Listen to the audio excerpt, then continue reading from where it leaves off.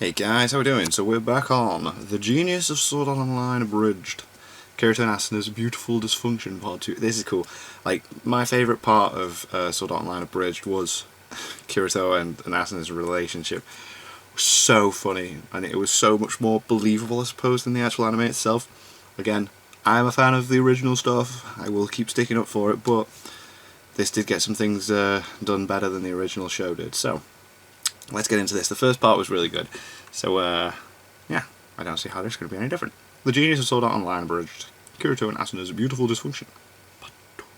I'm a sucker for a good love story, but the fact that it has to be a good love story really hampers my ability to enjoy the majority of anime romance. Romantic relationships are difficult to portray well in any medium, but anime in particular has a long-standing tradition of royally screwing it up. Thankfully, Sword Art Online Abridged comes through for me yet again by taking what was a fairly standard, if decently paced, anime love story and turning it into a romance worth writing a video about. The relationship between Kurt and Ass is real, and it has a clear and satisfying emotional arc that doesn't just feel like the inevitable result of having two main characters with different junk. Kurt and Ass might be terrible, dysfunctional, borderline psychopathic, and, as Yui puts it, more a loose collection of character defects than people, but together they're able to play off of each other's faults and create one of the most compelling portrayals of an adolescent romance that I've ever seen. In order to understand how these two people function as a unit, we need to understand how they function individually. Let's start with Kurt. This is Kurt. When we're first introduced to Kurt, it's immediately apparent that he's a fucking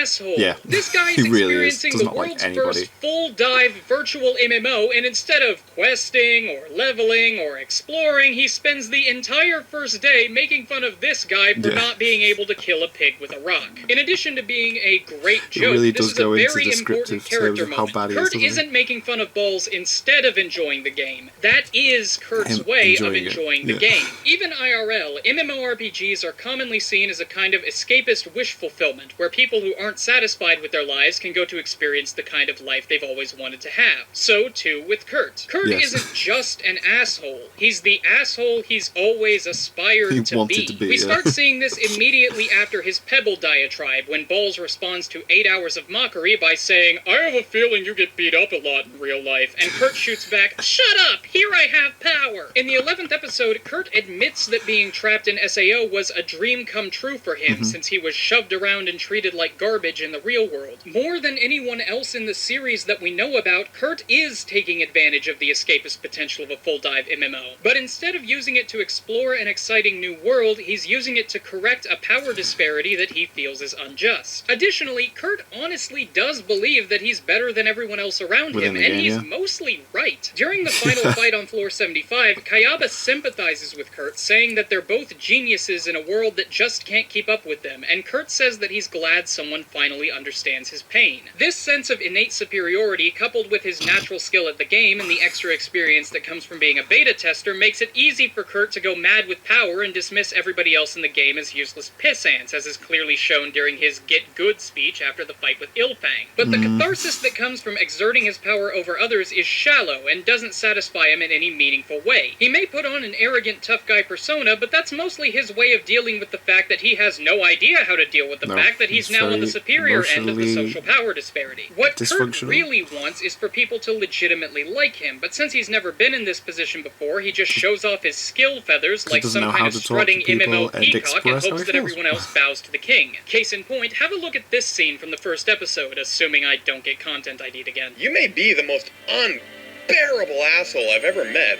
but you are really good at this game. We could use you in our group. What do you say? You can meet my friends, we'll form a guild, and have all these adventures. It'll be great! He's gone. Well, screw you too! Think you're too good to join my guild? Think you're all cool because you know how to kill a boar?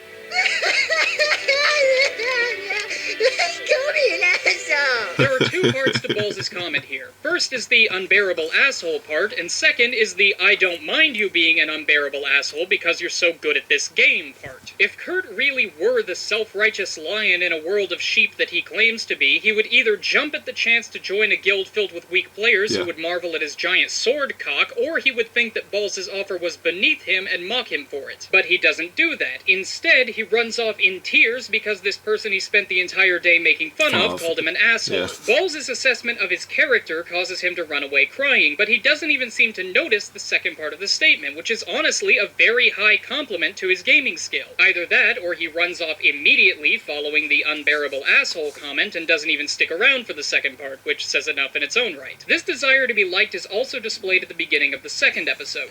That didn't bother the kid none. He only cared about one thing, and one thing alone. Himself. 'Cause in a game of life or death, you either live, or you die.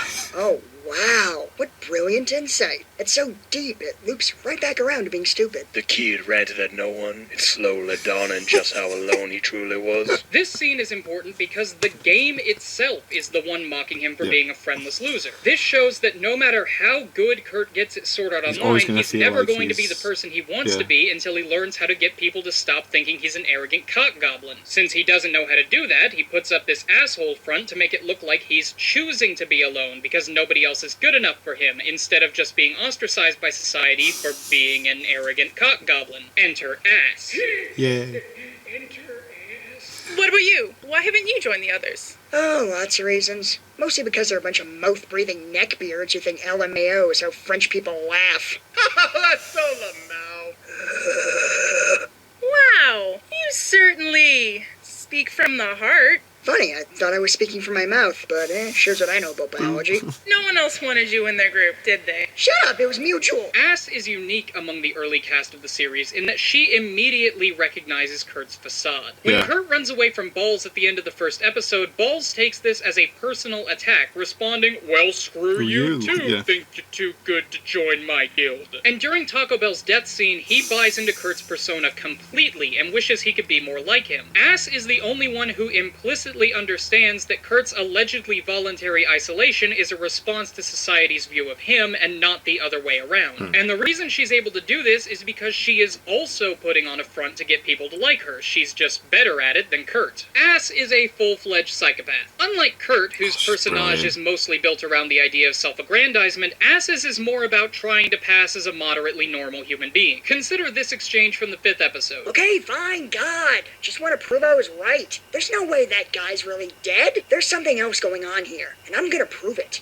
Wow, how noble of you. Oh, spare me, Wonder Woman. You're only doing this to prove I was wrong. Hey, at least I pretend to be nice to people. Yeah, whatever. Wait, pretend? Here, Ass makes my job easy by unambiguously stating that any sense of outward friendliness she displays is a lie. There are two reasons for this, and strangely enough, they're the same two reasons that Kurt has for putting on his front. First, while Ass has had some social success, she does have experience with people shunning her once they get to know the quote-unquote real Ass. This dislike/fear of her is so bad that it gets to the point where two people are willing to jump out of windows in order to avoid being in the same room as her, so it makes sense that she would do her best to make sure that people see a version of her that doesn't make them want to jump out of windows. Second, Ass doesn't have the best life in the real world either. In the 10th episode, when the two of them are dancing their beautiful dysfunctional marriage tango, Ass's inner monologue states that her stubbornness comes from her mother, who told her to dig in her heels when she's wrong and never show weakness. She also says that her parents are getting divorced. Nothing against divorced parents, but that kind of attitude coupled with divorce-inducing levels of conflict suggests that her household growing up wasn't exactly happy and functional. And that kind of familial situation, if it were bad enough, would understandably lead to her having the attitude that she does. And it's worth pointing out that that attitude is abusive, at least at first. This might be obvious, considering that she committed arson against a perceived romantic rival, but it bears repeating because her implicit understanding of Kurt allows her to really dig her nails into his mind and make sure he sticks around. Kurt's PTSD after Sachi's death is the basis for pretty much all of his decisions, and Ass knows that. He's afraid to get close to anyone for fear that they're just going to up and die on him again, so he's left in this state of semi-self-imposed lonesomeness that he can't get out of without opening himself up to pain. Ass is aware of this mental block and uses it as a tool to keep Kurt around, like she does in this scene. Look, I know you're not crazy about guilds after your last one's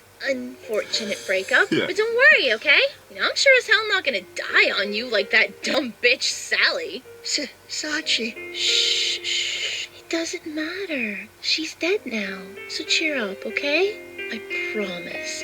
Things are gonna be better this time. Here, Ass does two things. First, she undercuts Kurt's emotional attachment to another woman in order to make sure that he never forgets that she is the main bitch in this situation and that any side chicks he's thinking about are gonna wake up charbroiled. Second, she reminds him of what he initially respected about her in the first place, the fact that she is so good at video games that she will never die. In doing so, Ass is able to simultaneously comfort her romantic partner, convince him that his emotional investment in her isn't misplaced, and assert her dominance as the #1 yandere bitch. But Ass isn't just #1 yandere bitch. She's #1 yandere bitch because she's afraid. Whenever she gets vaguely close to somebody, it's... I didn't say anything, I swear! Wait for me! I know a shortcut!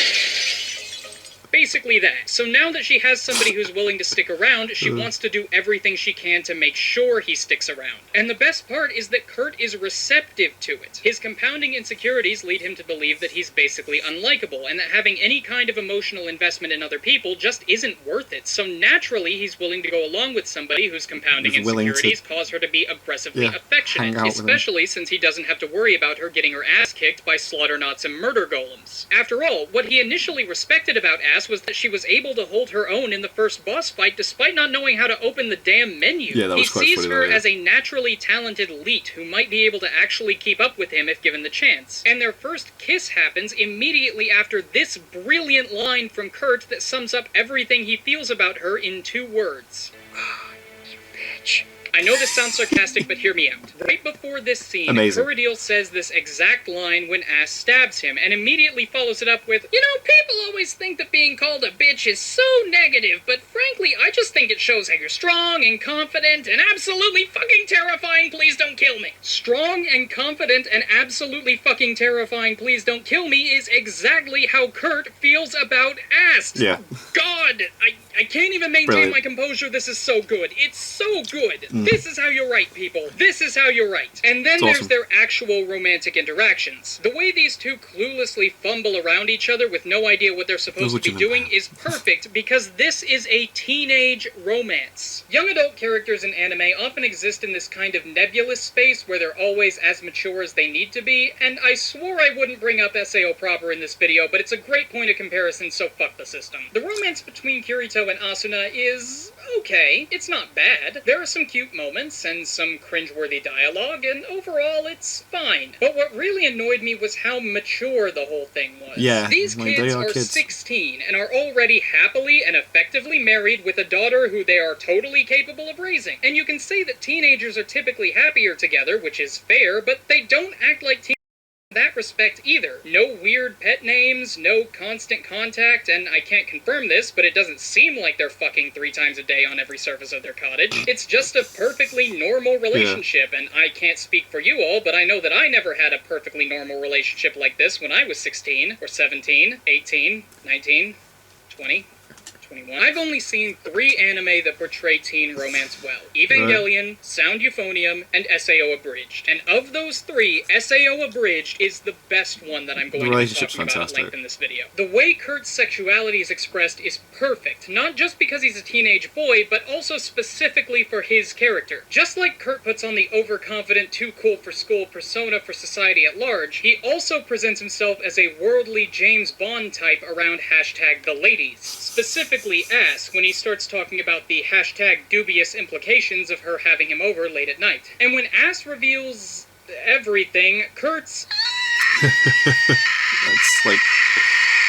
is about the right reaction for somebody whose whole experience with sex comes from dating sims. And the way the series portrays Ass's relationship with her sexuality is brilliant too. She's confident and able to go after what she wants, which is consistent with her yandere personality, but she also uses sex as a tool in her manipulation of Kurt, as demonstrated when he suggests that getting married was the worst mistake of their lives, and she shuts him up with her mouth. And don't even get me started on the whole post-sex debacle. Their ignorance about how their relationship is supposed to proceed after sex sex followed by a grand romantic gesture that neither of them really wants but that they both accept out of pure stubbornness and an unwillingness to admit defeat is the most adolescent thing I have ever seen in anime. And It's what funny. really brings it home is how the whole thing is resolved. Instead of blowing up in their faces or escalating to the point of absolute madness before one or both of them finally breaks down and admits defeat, they go through some serious emotional trauma together and Cool, emerge that as is really stronger and more mature people who are finally able to have a grown-up conversation about the future of their relationship, which ends with them realizing how stupid they were to have their little romantic dick measuring contest in the first place. Which brings me to everyone's favorite kawaii AI daughteru, Yui. The most important thing about Yui is that she is a perfect fit for this family because of this line right here. I am sorry I lied to you.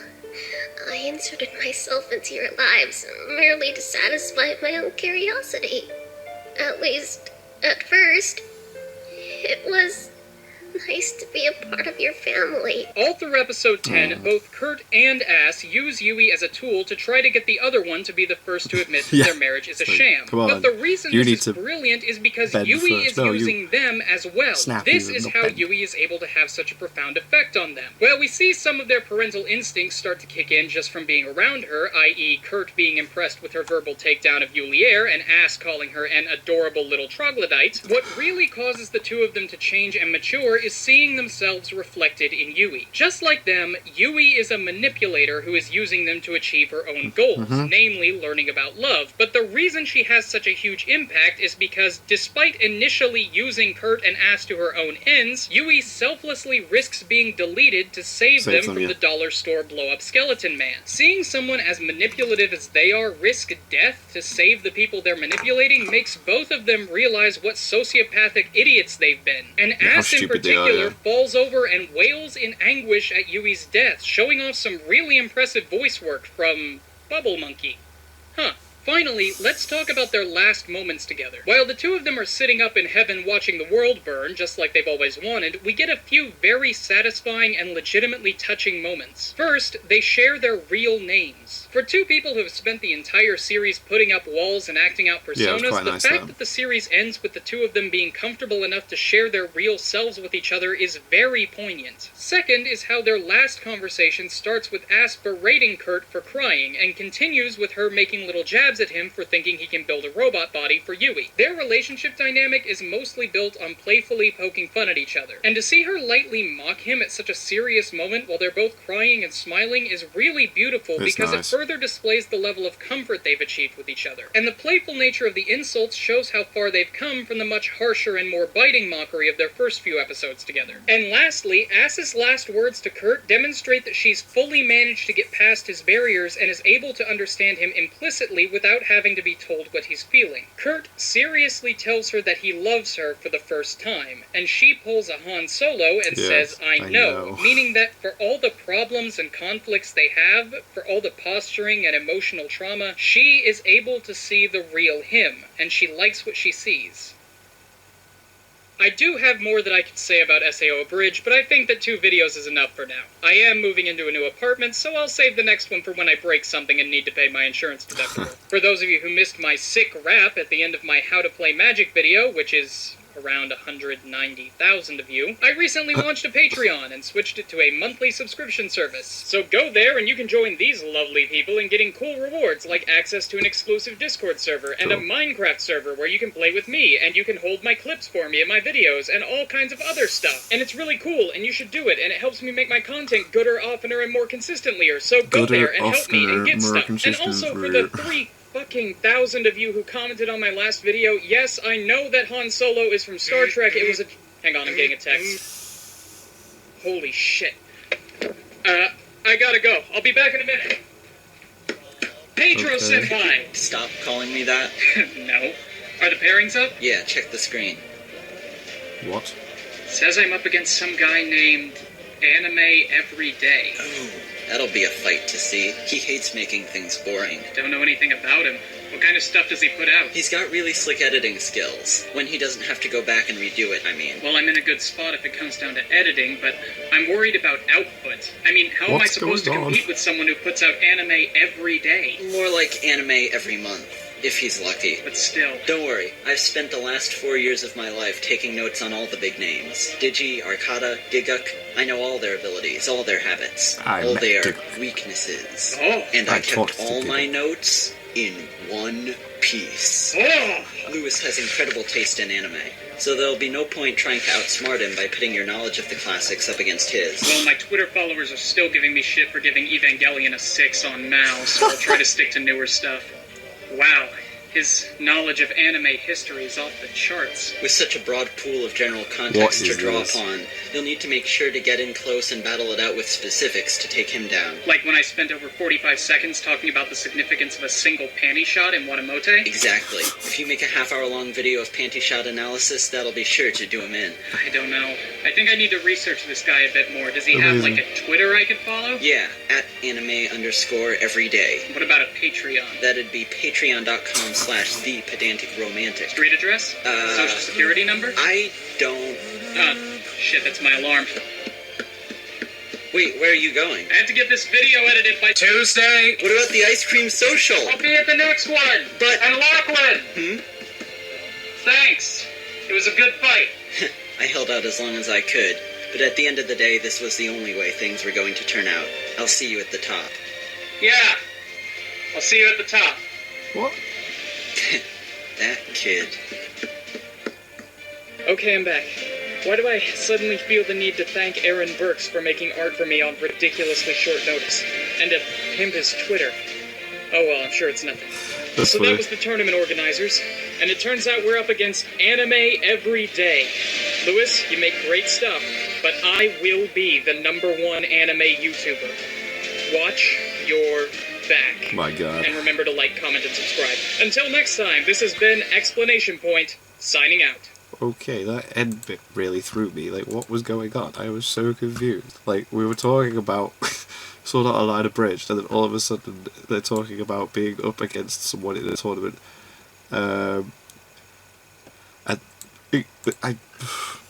Anyway. Asuna and Kirito's relationship in Sword Art Online Abridged is better, it's more believable, and funny.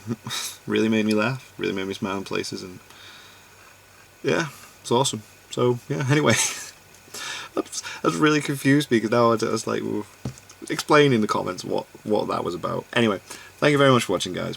What did you guys think of that? What did you guys think of this? Click like, subscribe if you haven't already, leave comments down below, let me know what I should watch and discuss in future videos, and I'll see you guys, yes, all of you guys, next time. Bye.